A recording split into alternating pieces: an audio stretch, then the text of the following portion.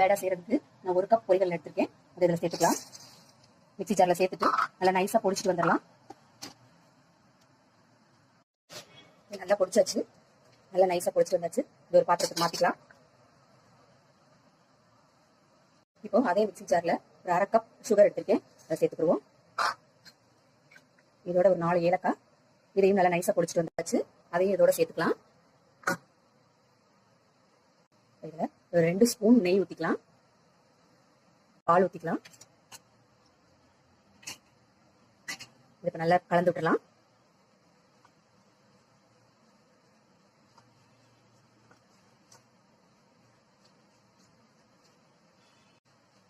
நல்ல இது சப்பாத்தி மாவு பேசுகிற மாதிரி பிசைஞ்சு எடுத்துக்கலாம்.